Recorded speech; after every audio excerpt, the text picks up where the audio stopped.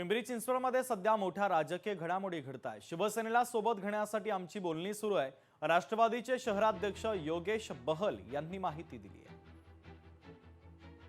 आम्ही कदाचित आता येत्या 4-5 दिवसांमध्येच आम्ही ते उमेदवार क्लिअर करून टाकू। राहिलेले जे उमेदवार आहे, ज्या ठिकाणी थोडासा संघर्ष आहे, ज्या ठिकाणी थोडीशी कुजबूज आहे किंवा ज्या ठिकाणी आता आमचे शिवसेना शिंदे गटाबरोबर पण श्रीरंगप्पा बारणे बरोबर आमच्या 2 बैठका झालेल्या आहेत।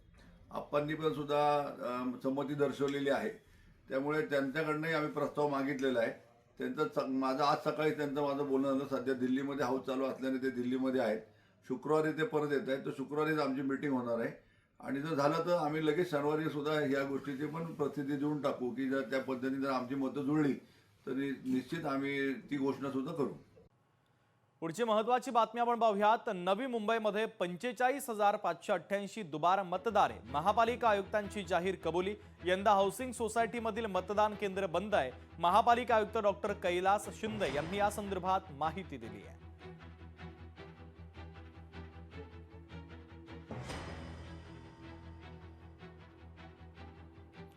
एक महत्त्वाची ब्रेकिंग न्यूज आपण पाहूयात। भारतीय जनता पक्षानं काँग्रेसला मोठा धक्का दिलाय। आमदार प्रज्ञा सातव यांनी भाजपमध्ये पक्षप्रवेश करण्याचा निर्णय घेतलाय।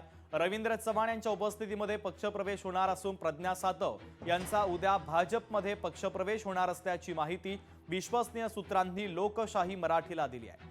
तर प्रज्ञा सातव उद्या भाजपमध्ये प्रवेश करतायत। आमदार प्रज्ञा सातव भाजपच्या वाटेवर असल्याचं कळतंय, त्यामुळे आता काँग्रेसला हा सर्वात मोठा धक्का मानला जातोय। मला सकाळी अनेक लोकांचे फोन आले, मी त्यांच्याशी संपर्क साधलेला आहे, मी त्यांच्याशी बोललेलो आहे। मला वाटत नाही ते पक्ष सोडतील, कारण की अगदी कठीण परिस्थितीमध्ये त्यांना आमदारकी देण्याबाबतची भूमिका काँग्रेस पक्षाने घेतलेली होती। मला काय वाटत नाही की ते असा काही निर्णय तडकाफडकी घेतील। कोणी भाजपमध्ये येत असेल तर आम्ही खऱ्या अर्थाने त्यांचं स्वागतच करतो।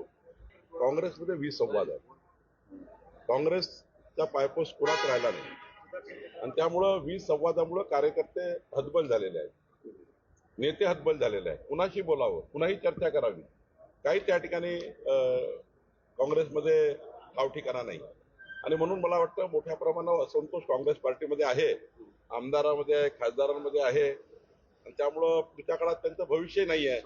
कोणीही जर भाजपमध्ये पक्षप्रवेश केला तर त्यांचं स्वागत आहे।